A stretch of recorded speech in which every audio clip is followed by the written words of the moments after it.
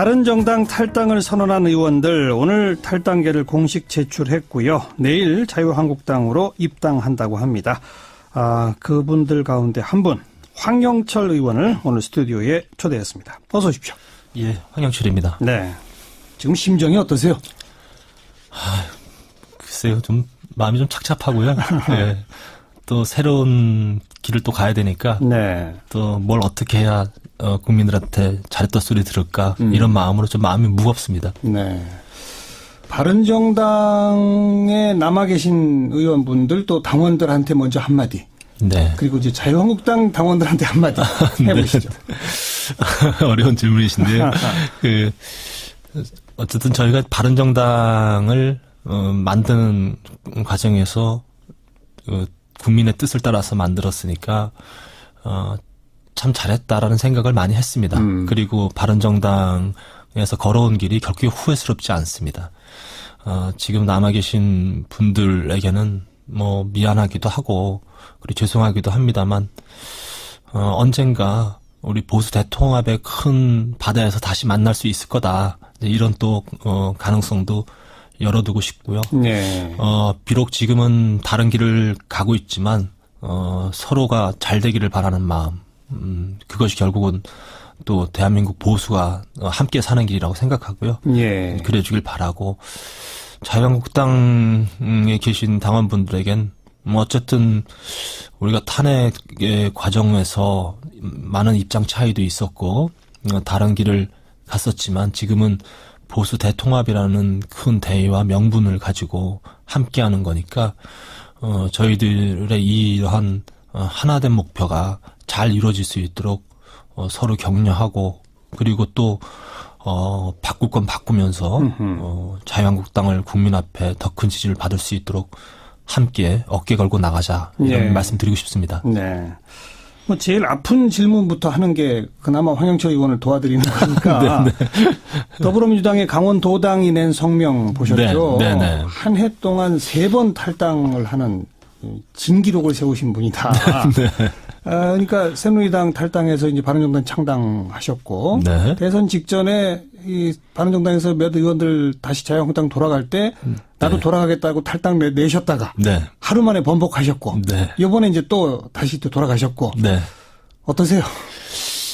저도 이 논평을 보고서 논평 참 잘 썼다는 생각이 들었습니다. 왜냐하면 저도 전혀 생각지도 못했는데, 예, 예. 정말 제가 이렇게 길지 않은 시간 동안에 3번에서 탈당 선언을 했구나라는 생각을 해보니까 참 저도 이게 정치를 하면서 제가 처음 당에 입당하면서 이 당에서 끝까지 네. 제가 정치 인생을 같이 해야 되겠다. 그랬으면 좋겠다는 생각을 했는데, 이렇게 3번씩이나 탈당 선언에 참여하게 되니까, 뭔가 좀 많이 꼬인 것 같고, 또 제 자신이 부끄럽기도 하고, 이제 그런 생각이 들었습니다. 다만, 물론 이제 지금, 자유한국당에 입당하는 거에 대해서 가장 초점을 맞춰서 비난을 하시는 거겠죠. 예. 앞에 있었던, 2번의 탈당 선언은 그래도 저는 국민의 뜻을 받들었다고 생각합니다. 횟수가 중요한 것이 아니라 그 탈당 선언이 의미가 있었느냐, 결국은 국민의 뜻을 잘 헤아린 그런 결정이었는가에 좀 방점을 두고 싶어요. 예, 네. 예. 바른정당을 창당할 그 당시 박근혜 대통령 탄핵하고 네. 어떤 그 거센 파도가 몰아쳤던 거 아닙니까? 네, 대한민국 전체에. 네. 그리고 사실 그 파도에 올라타셨던 거거든요. 네. 근데 그 파도가 큰 파도가 되지 못하고 잔파도가 됐어요, 지금. 네. 바른정당의 현재 지도가 그렇지 않습니까? 네. 그 핵심 이유가 뭐라고 생각하세요? 즉 보수 혁신을 네. 새로운 당을 통해서 주도권을 갖고 그 왜 안 됐다고 보십니까? 가장 솔직하게 말씀드리면 그 바른정당이 처한 위치가 굉장히 좀 끼어 있는 끼어 있는 중간에 정치권이 끼어 있는. 정치 상황 지형이 아닌가 이런 생각이 들어요. 그러니까 어쨌든 우리나라는 정치는 보수와 진보라는 큰 축으로 흘러가게 돼 있고 예. 그리고 또 양당 체계라는 것이 굉장히 국민들한테 익숙한 정치 체제다 보니까 네. 이 두 축을 허물기가 굉장히 어려웠다고 생각이 듭니다.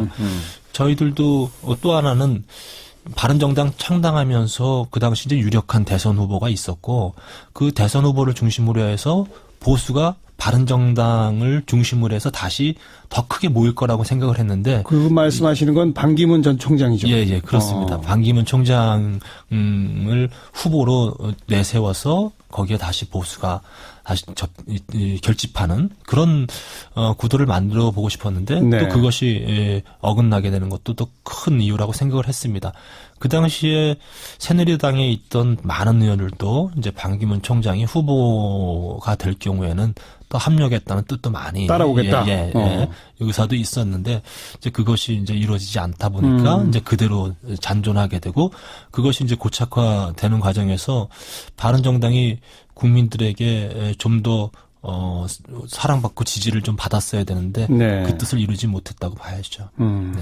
말씀하신 대로 양당 체제에 국민이 익숙하다. 네. 보수 진보의 구도에 익숙하다. 네. 맞는 말씀이고 중간에 낀 제3세력이라고 하는 게 그동안 여러 번 현대 정치사에서 실험이 있었지만 네. 매번 실패했다는 것 또한 맞는 말입니다. 네. 그런데 네. 지금 이 시점에서 자유한국당으로 복당하는 것을 비판하시는 분들의 요즘 핵심 논리는 네. 자유한국당이 네. 과거 양당 체제의 보수처럼 예. 그렇게 강력한 보수냐? 네. 지금 아니지 않느냐? 예. 다시 말해서 특히 홍준표 대표 또 유석춘 혁신위원장 그분들의 언행이나 뭐 내세우고 있는 방향이나 이런 것이 좀 폭넓은 보수를 포괄하는 그런 강한 보수 세력이 아니라 네. 고작 한 15%로 딱 고착화되어 있는 그런 박근혜 전 대통령 지지 세력을 영원히 떨쳐버리지 못하고 거기에 발목이 잡혀 있는 그런 보수 아니냐. 거길 중심으로 모여봤자 앞으로 선거에서는 많이 얻어야 20%밖에 못 얻는 보수로 고착화되는 거 아니냐. 이런 지적이 있지 않습니까? 저희들에게 주어진 숙제라고 생각합니다. 저희가 이제 내일 입당을 하게 되면 지금 자유한국당이 가지고 있는 어쩌면 꼴통 보수라는 이미지를 벗어내기 위한 그런 것들을 계속해서 노력을 해야 되겠죠. 그래서 과거의 뭐 단절을 위한 변화 그리고 또 보수의 생각을 가지고 계신 대한민국의 좋은 인재들을 또 새롭게 당에 영입하는 과정들 이런 걸 통해서 재탄생하는 모습을 국민들에게 보여줘야 된다고 생각을 하고 있습니다. 네. 뭐 현실적으로 지금의 지지도가 보수의 지형은 대단히 낮게 나올 수밖에 없는 상황이라고 보고요. 이것을 극복해내야 된다고 보고 있습니다. 뭐 우리나라의 정치사가 늘 이런 지지도가 그대로 오래 갈 것 같지만 또 어떤 상황에서 또 급변하기도 하고 이제 그런 것들을 만들어내기 위한 창조적인 노력들을 해야 되겠죠. 앞에 것들을 깨부시면서. 예. 네. 자유한국당의 재탄생. 네. 그럼 또 곧바로 따로 나올 질문이 네. 바른정당도 제대로 못했는데 네. 지금 고작 몇 명 안 되는 의원 돌아가서 네. 과연 자유한국당 재탄생을 주도할 수 있겠느냐. 네. 힘이 있느냐. 네. 솔직히 그 질문에는 저도 그 확답을 드릴 수가 없어요. 왜냐하면 돌아가서 잘해보겠다는 생각으로 돌아가는데 돌아가서 결국은 안에서 바깥에서 큰 틀에서의 정치를 이끌어가기 위한 싸움보다는 내부 싸움에 휘말려서 그러니까요. 오히려 더 생명력을 잃게 되는 것 아닌가라는 걱정들이 좀 있는데요. 저희들 하여튼 자유한국당 내에 이제 함께 하게 될 의원들 중에서 저와 비슷한 생각을 하고 있는 의원님들과 끊임없이 고민하고 그리고 국민들과 소통하고 또 보수가 원하는 길이 무엇인지에 대해서 진지하게 고민하면서 하여튼 최선을 다해볼 생각입니다. 뭐 이재만 최고위원 같은 분 다음에 공천 주면 안 된다고. 네. 이장우 의원 같은 분 특히 김무성 의원 꼭 찍어서 정계 은퇴 선언 다음 총선 불출마 선언 해야만 받아준다. 뭐 이런 목소리가 막 나오고. 네네. 또 지금 뭐 제명 대상으로 되어 있는 서청원 최경환 의원 쪽에서도 강력한 반발이 나오고 있지 않습니까? 네네. 말씀하신 대로 내부 싸움이 이제 격렬해질 것 같은데. 네. 정말로 이제 자유한국당이 이런 내부 싸움에 휘말릴 것이냐, 아니면은 지금 현재 국민들이 원하는 또 건강한 보수들이 원하는 그 길을 가기 위해서 지혜로운 선택을 하느냐의 문제는 좀 두고 보셔야 될 것 같아요. 네. 예, 저는 그것을 위해서 최선을 다하겠고요.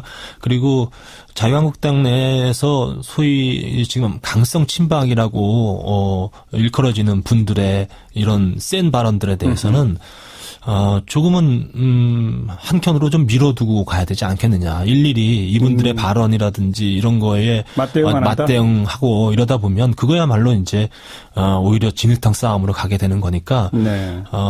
저희들은 좀 국민들한테 이젠 좀 진지한 보수, 반성을 하고 진지하게 새 출발을 하기엔 진지한 모습, 그리고 또 우리가 야당이지만 품격이 있는 보수 야당의 모습을 또 보여주기 위한 그런 노력들이 국민들한테 잘 또 받아들여질 수 있도록 노력해야 된다고 보고 있어요. 네. 지금 우리 황 의원 목소리를 쭉 듣다가 많은 청취자분들이 문자로 의견들 주시는데. 예. 8970번 쓰시는 분, 청문회 때 참 신뢰가 있었는데 네. 다시 한국당 가신다니 실망스럽습니다. 네. 청문회 당시의 심정과 네. 지금의 심정은 어떠신지 꼭 묻고 싶습니다. 이러시네요. 네. 청문회 때는 오히려 제가 이제 새누리당에 있으면서 박근혜 대통령의 국정농단, 최순실 국정농단에 대해서 과감없이 국민의 입장에서 이야기를 하다 보니까 많은 지지와 또 격려를 받았었는데요. 그때 마음이나 지금 마음이나 다르지 않습니다. 늘 이 정치에서 이 정의롭게 정치의 길을 가야 되겠다는 생각은 변함이 없고요.